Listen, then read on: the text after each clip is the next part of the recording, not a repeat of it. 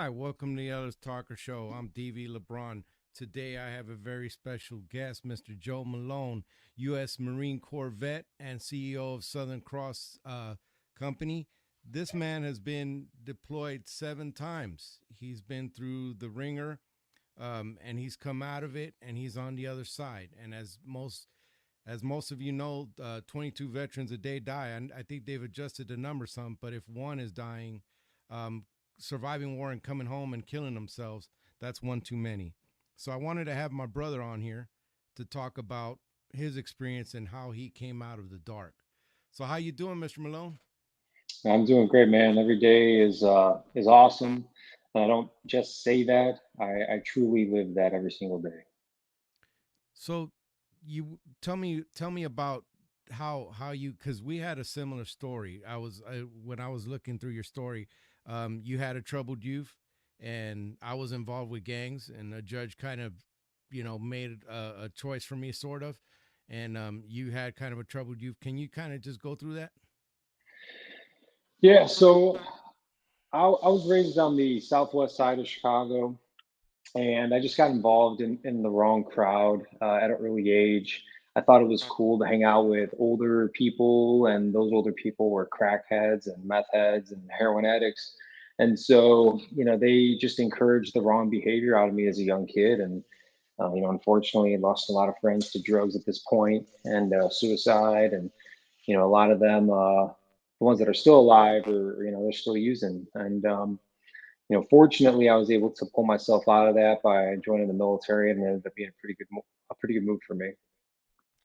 How did you end up getting into MARSOC? Well, for those of you that don't know, that's Marine Special Operations. How did you get into that, and what brought you to that? Yeah, so I did my first 4 years, and I just planned to get out. I didn't really want to make a career out of the military. And when I was 3 weeks from getting out, I was in Afghanistan. Like I got back, and then I literally had like 2 weeks to check out of the Marine Corps. Is pretty cool but chaotic at the same time. But when I was in Kabul, I ran into an old ammo technician guy that I knew, and he was with a MARSOC team supporting them. And they were on the base. I ended up talking with a few of the dudes this night, and one of the guys ended up being a dude named Chris Antonik. And a few days later, Chris Antonik died on an op. He stepped on an IED.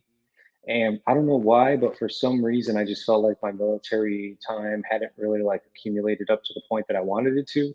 And the story that, he was sharing with me that night about the things they were doing, it really just resonated with me. And so about 6 months into being out of the Marine Corps, maybe about like 10 months, the Marine Special Operations Command, they opened up assessment and selection to inactive reservists, and that's the time when you're out of the military and you can technically be called back.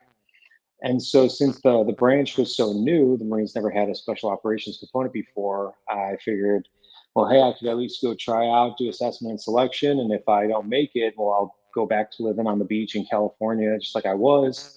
And if I do make it, it'll be, possibly a calling, possibly some kind of an adventure. And so that's how I ended up getting into it. Wow. And then resume you built. I mean, you had your exploits, and you went around and you did 7 deployments. That's a lot. I did 3 total in the Navy, and then one in country to the Iraq area for that war. Mm. And so you were, after these 7 deployments. I mean, what brought you to find leaving? I mean, if one deployment didn't bring you like it did to me when I went over there to the dirt, I mean, what brought you to finally letting it go? There was some experiences on deployments that I didn't really agree with, and I didn't ever really agree with the military bureaucracy. Even in MARSOC, we were always just being held to this stupid standard, and it was really just ego driven and immature. And so I was kind of getting burnt out on that. But there was a couple of experiences, like in Iraq, after we pushed ISIS out of Mosul. The Iraqi forces turned on the Kurds, and the Kurds were just such a great people, great partner force, best partner force I ever had up in the northern Iraq region.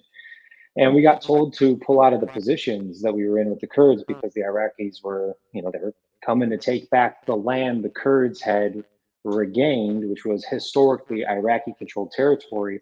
And the US government was like, well, we support an Iraq government, not a Kurdish government. And I'll never forget this. It was an M1 Abrams tank. We saw it on the feed on the ISR. And the M1 Abrams tank, US, brand new, that we gave to the Iraqi military, was flying a picture of the Iranian Ayatollah on the front of it. It was so big, it covered the entire front of the tank. And for anybody who doesn't know, it's like 20 by 20 feet, massive picture of the Ayatollah who's claimed death to America many times. And we knew that the Iranians had proxy forces within the Iraqi military. We actually started calling it instead of Operation Inherent Resolve, we started calling it Operation Iranian Resolve because it was just a joke. Like every single swath of territory we were taking back, we were literally just handing over to the Iranians. And, that's when that tank opened up fire on that Kurdish position and a couple of the dudes got killed. I was just like, I'm done. This is just stupid. In Afghanistan, we're working with a bunch of child molesters. And you could see how well that all turned out, handing it over to the Taliban like a bunch of freaking idiots. And then the whole experience in Iraq with ISIS and the Kurds and the Iraqi military, it just threw me over. Side note though, that story did have kind of a good short-term happy ending. The Kurdish position opened up fire on it with a German anti-tank rocket, and it blasted it and it killed all the dudes inside that tank. So that was kind of a nice little win. But yeah, I was done at that point. Iran seems to have their hands. They've had their hands in a lot of stuff, and I mean, believe it or not, and I mean, you know this. Iraq was sort of like a buffer to Iran. Yeah. They'd been going at it since the 80s, 70s, and before, and they were kind of a buffer for them. And when Iraq fell, that kind of just left Iran in a vacuum. It left everything. So Iran kind of has the area, and the counterweight would probably be Saudi. I could be wrong. I'm not completely up on it, but like the counterweight of Saudi, and Iran's got their hands on everything, and apparently they had their hands on that too. No, you're right. You look at like the Western provinces in Iraq, and it's traditionally Sunni run, and then Shia over in the eastern part along Iran, and then you have Syria, which is sympathetic to Hamas, Hezbollah, Iran. They're all allied, and so we basically just opened up this. Like honestly, it wouldn't surprise me if this recent attack that just took place in Israel. It would not surprise me in the least bit if all that weaponry was transported via Iraq and all the territory that we opened up for Iran to take over. I would not be the least bit surprised if that was the case. Yeah, that kind of these shifting sands, it's real, and I mean, there was a lot of brothers and sisters that we left on that soil, that their Hmm. blood got left in the soil, and I don't want to relitigate that, but there was a lot of things that went wrong in that one, so I could understand why it brought you, especially with that story, why it brought you there. So we both know that the military prepares us greatly when we're getting ready to get out when we come back from war. I mean, they're really good. So so how did it go for you when you were getting out? Are you being sarcastic? Is that a joke? Yes, I am Oh, being okay. I dead was serious. I was like I was gonna say I I'm don't know if I agree. I said that with too much of a straight Yeah. face, but yeah, I was No, that was being real good. That was good. sarcastic. That Yeah. was perfect. Yeah, no, it's a joke, dude.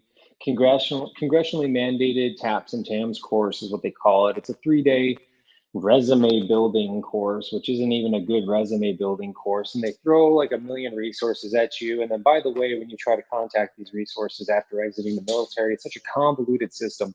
And it's always some douchebag who's in charge of all this, who retired from the military, who tells you like my buddy who I'm with right now, he's like trying to get like his VRNE, his education. He was medically retired from being jacked up, and he's trying to get like a dog training certificate so he could train dogs to help veterans, like service dogs. And Mm-hmm. the guy, the VRNE, the education coordinator, literally is like telling him, "No, you shouldn't do that." It's like, dude, who the hell are you? Like you have no say on my life whatsoever, but it's always some retired, E9 or warrant officer, from the military who just can't let go of the fact that they're not in charge of anything anymore. And so they just continually perpetuate their own opinion on people's lives. And it drives me freaking nuts, dude. And then on top of it all, like, leaving the military, you lose like a major sense of purpose. And I started telling people this a couple weeks ago is look, do not let the military, your identity is not what you do. You should build what you do around your identity. So don't let your job define you. Define your job based off of you. And that requires some self reflection, which a lot of young vets don't do because they join when they're 18, they get out when they're 22, 23. And then if you do a whole career, I mean, it's crazy how brainwashing and conditioning it is. And so you have no sense of real identity, which leads to purposelessness, which leads to confusion, which leads to angst, which leads to drug and alcohol abuse, which leads to laziness. And then before you know it, you've cycled so far out of control that you end up offing yourself. And so the transition process is somewhat well intended, but it's just so grossly mismanaged. And I don't see that changing anytime in my lifetime, that's for sure. Didn't have much for me when I got out in oh. So I served from 96 to oh 06. And so I got to see peacetime Navy and then I got to see wartime Navy. And, that when they processed this out, it was just a page. Hey, you check anything in there and we're going to have to, they kind of discourage you to check anything out of the boxes that maybe you weren't feeling so well about some things. But that transition was tough. And you said, you had mentioned that you dealt with survivor's guilt. So take me to after that military when you're trying to find that identity you were talking about. Yeah, a lot of guilt, a lot of guilt. You look at guys who had families, kids, pregnant wives, who were just genuine, just really good dudes. And it always makes you wonder, like, why didn't I get smoked? I did so much stupid shit, and for whatever reason, it didn't happen. And so when I was getting ready to leave the military, I knew I didn't really want like a 9 to 5 job. I probably wouldn't do good in that. Really entrepreneurial mindset. So I was like, all right, well, how hard is it to start a company? At about this time, Sandy Hook, or not Sandy Hook, Marjorie Stoneman down in Florida had just been shot up. And 14 out of the 17 casualties were locked in a classroom. And they were bragging about their lockdown procedures. And I started doing research on it. And I noticed that all these kids getting killed in schools are like locking down and sitting still. And I was like, why are they doing this? And so in the special operations community, we live in an insider threat environment. We had two green on blue incidents for both of my Afghan deployments. Not my team wasn't directly involved, but my sister team was, unfortunately, and another one was on the base that I was at. And so you're always planning contingencies and preparing for an active shooter incident, basically. So I thought I could start a company helping schools out in developing effective active shooter plans. For example, when you're on the first floor of a building that's being shot up and the person is inside the building, going from room to room, killing everybody, your best bet is to leave, smash a window, get out, and meet up at a pre-designated rally location a few hundred meters away. And I've talked to 57 schools since then, and none of them have worked with me, not a single one. Wow. None of them. Well, that if and you understand this field, um, there there gets to be the experts, and this is the way we're gonna do it, and they set to a way of doing it, and that's the way they're gonna do it. And when somebody says, "Hey, there might be a little bit different," and you've seen this in government, you see it everywhere. There might be a little different way to do this that might be better. No, they get smashed. You don't have the money, the lobbyists, the stuff behind you that to make that happen, and that's kind of what happens with that. Now, movement, we know that and I didn't do combat like you did, but I know that movement is life. When you're moving around, you're moving around and you're going from position to position. You're it's all strategic. So explain to me why movement would be better. Yeah, it's physics, distance equals time, which equals safety. That's the safety formula that I'm always preaching. And what that means is anytime anybody's ever trying to physically harm you, whether it's a punch, a stab, a shot, the further you are from that person, the more time that you have to think creatively and consciously and to think proactively. And the harder it is for them to harm you, just plain and simple. I can't stab you if you're 30 feet away from me. And if you're 30 yards away from me, it's hard to shoot you. If you're 50 yards away from me, it's hard to shoot you. How fast can a person run 50 yards when there's an active gun or violent threat in the area? Pretty dang fast. And statistics show, and there's a lot of variable reasons for this, so it's not like a hard statistic, but generally speaking, in the vast majority of active shooter incidents, less than 30 yards is where over like 90% of the casualties are. And the reason behind that is because it's in the initial round of gunfire or while hiding. And more people are killed while hiding than even in the initial burst of gunfire. So it's like, dude, what are we doing here? So the further you are from an active threat, the safer you are. It's plain and simple. Yeah, the average person that doesn't train is not usually a very good shot, you know. And True. distance and movement definitely help. And we know that when you're doing just target practice, the farther they are, or if they're shifting, if we have shifting targets, I mean that could throw you off, especially if Yeah. you're not trained in it. So, I could definitely understand that. So you got out, you started this company, and just like every other vet, you wanted to serve your community. This is why I did this show, because this show kind of I put veterans on, I put different charities on, I put our local politicians, our national politicians on that represent my area, so that these people could see who they're voting for. But just like every other veteran, I wanted to serve my community. But you went through a darkness before you got there, and Yeah. talk to me about that darkness and coming out of that, my brother, because there's a lot of vets that are still in there. And I'll after you get to talking about this, I'm going to tell you a little something that I ran into. Yeah, so it was really a combination of a lot of things. A lot of the guilt, a lot of the brain injuries that I didn't really understand I had, and drug and alcohol abuse, like just being lost in this like sense of purposelessness. And I ended up doing a bunch of high. I was a very high risk, erratic behavior person at the time, and I'm just drinking and waking up on train tracks and just getting more and more depressed. And then I eventually lost all my money doing high risk stock options trading.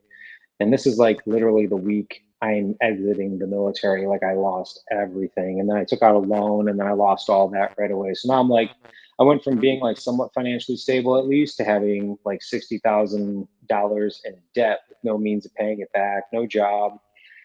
And I was living out of a tent for a while on Onslow Beach in North Carolina. It's on Camp Lejeune. And then I was living out of my truck for several weeks before getting hooked up with a condo in the city for free.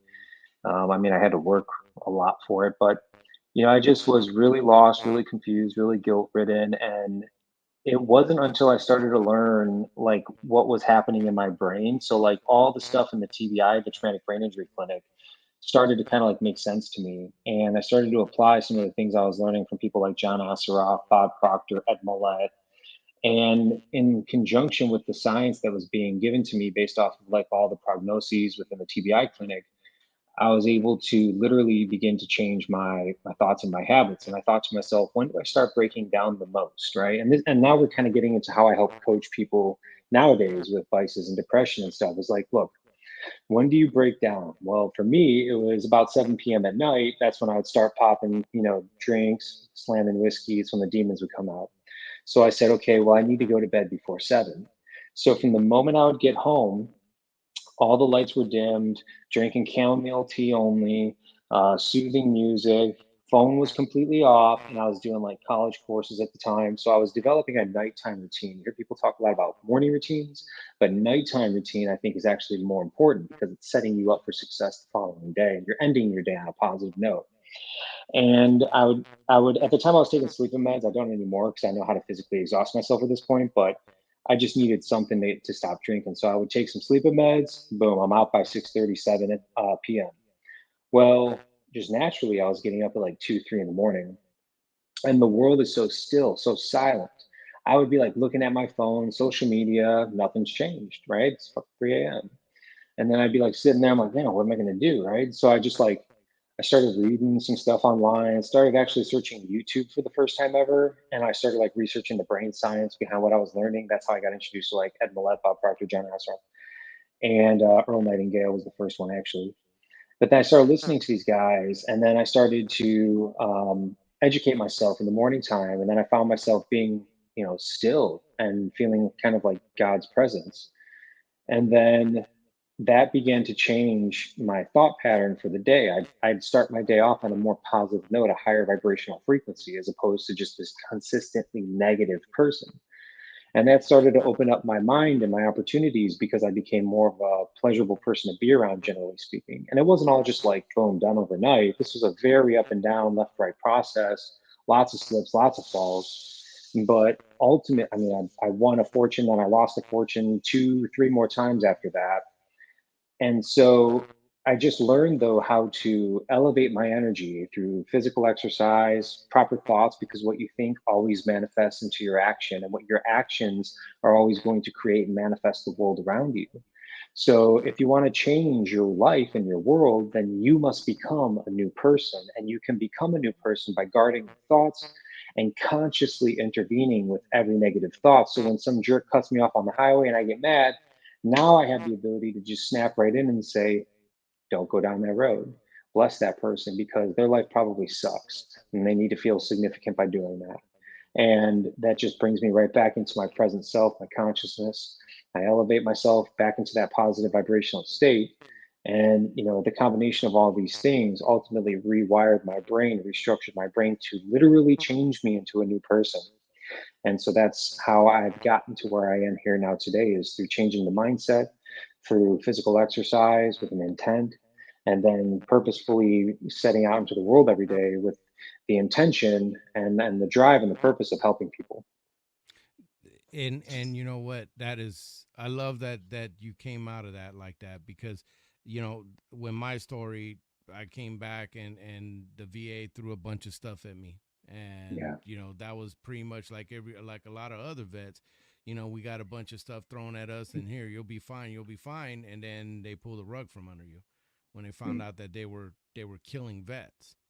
So I went through such a deep, dark time, and I had to go to the VA to get help, to sit there, and I had got this opportunity to sit there with a bunch of my brothers that were going through the same thing and going through this group stuff. And I mean, I was very hesitant to go through this group stuff, but if I was going to go with my brothers, then okay. So I went in there, and it was the most rewarding, eye-opening time for me, because I did get to find out what was going on in my head.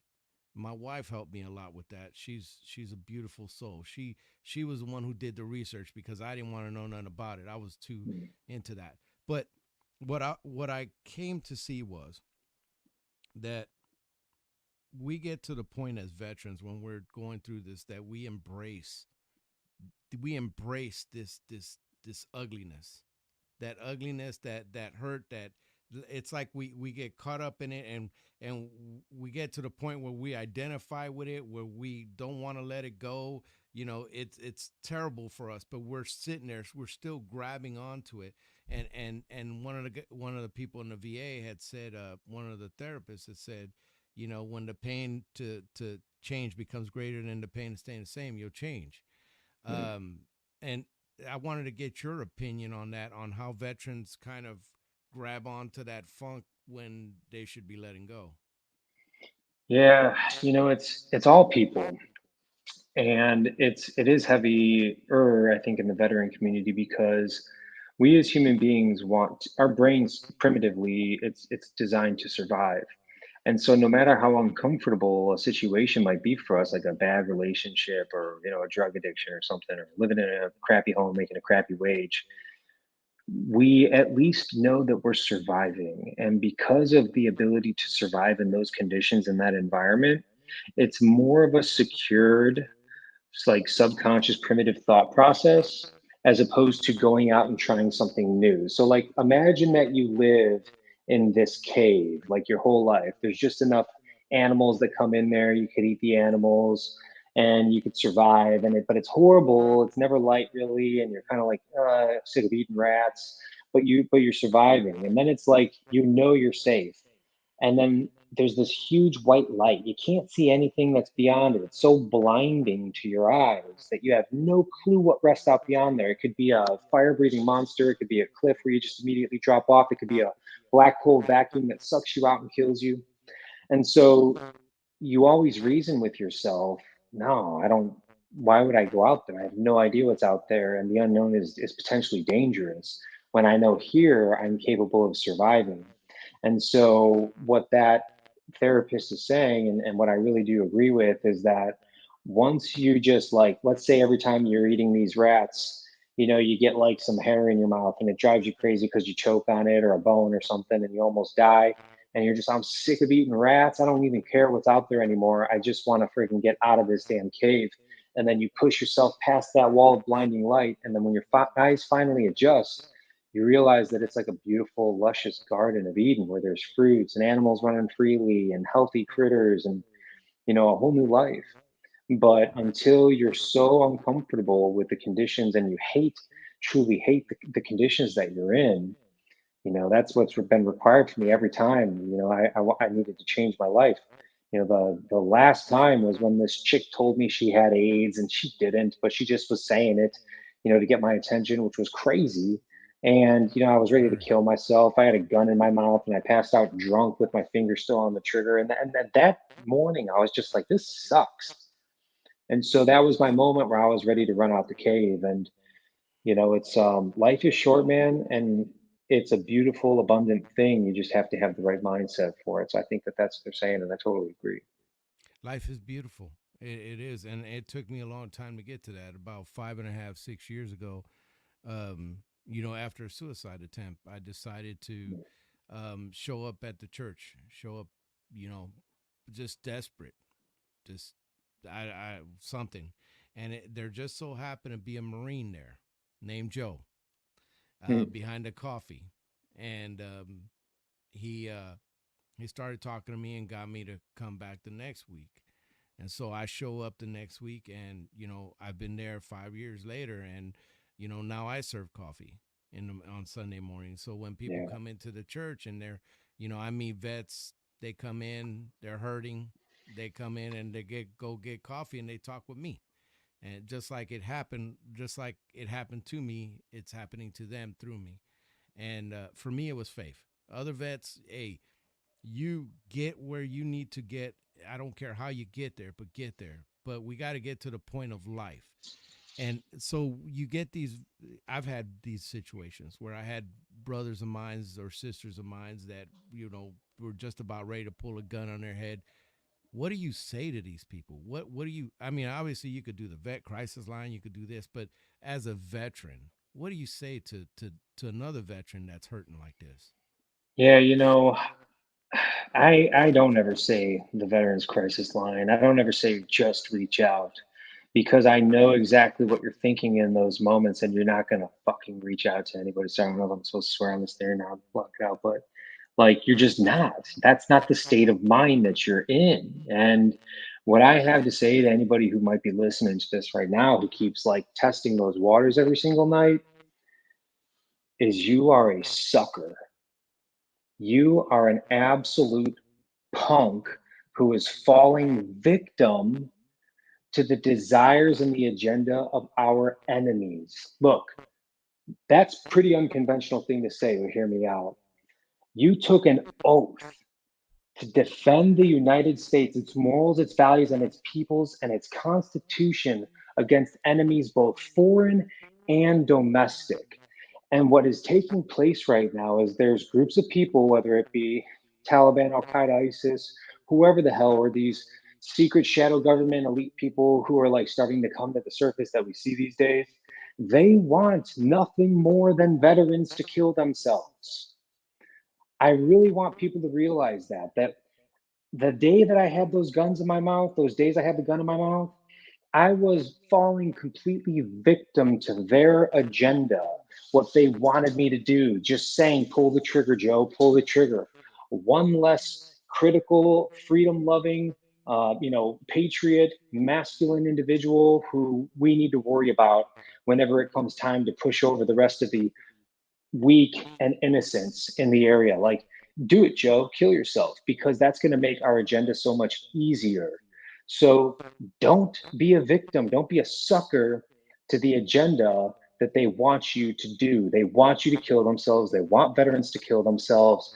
Come together and unite, and follow through with the oath that you took to defend these people who have no clue what's going on in the world here in the United States of America, which is currently under attack in terms of our values and our morals.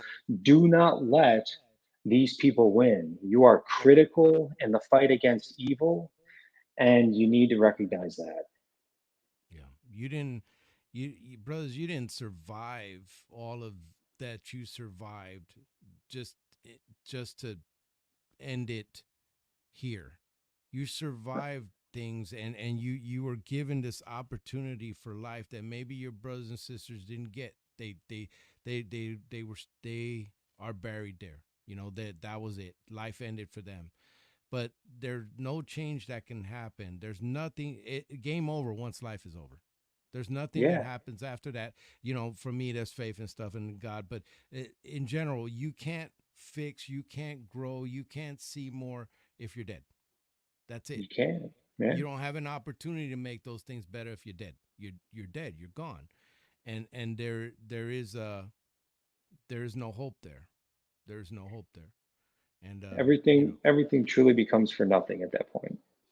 exactly. And it's seeing other vets that are doing good, that are coming out on the other side of this long journey of PTS and everything, that how it affects your brain.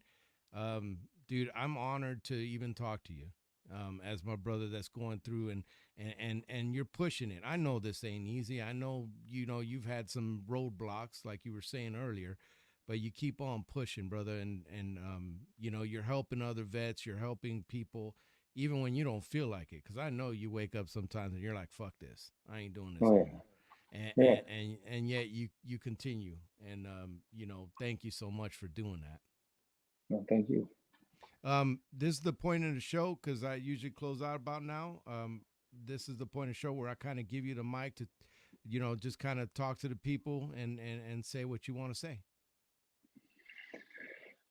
Yeah, those capable of great lethality are capable of preserving great peace. And lethality is more than just the ability to inflict great violence upon somebody in a justified sense. It's discipline, it's mindset, it's contribution to society.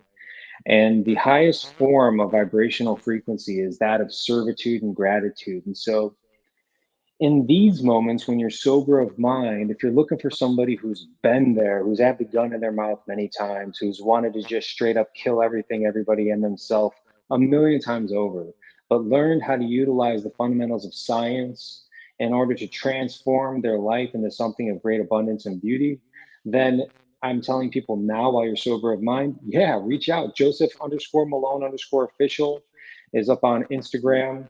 You can check out the website, email me. It's always me who answers my messages. And we're kicking off the Lethality University, where we're helping veterans and really anybody, but it was designed around veterans to keep them physically fit, mentally fit, teach them about real nutrition, how to dress, how to get jobs, work in the private sector, and then how to sharpen their skills, their lethality skills, and then even improve upon them at a much greater level as to what they currently are leaving the military with. And so be a part of something. You don't have to lose out on the brother, on the sisterhood. There's no judgment here, and when we can all learn how to take care of one another and look out for each other, well, then we provide a blanket of security that makes it pretty damn hard for the innocent to be taken advantage of and victim of. So hold true to your oath, stay real, and connect so we can build this group of veterans and strengthen the United States of America again.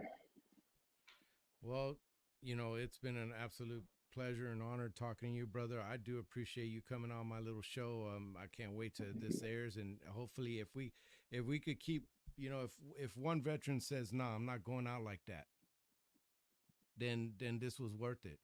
Just one. Yeah. I mean, just give me one that says, "You know what? Nah, I'm not doing that. I'm not going there." That's to me. That's I live for that, brother. I just want to just one. If I could say one, maybe I could save another. I live for Yeah. that. So, Well, Yeah, no, it's a great thing you got going on. I appreciate you coming on. Can you stick around real quick after the show? Yeah, absolutely. Thank you.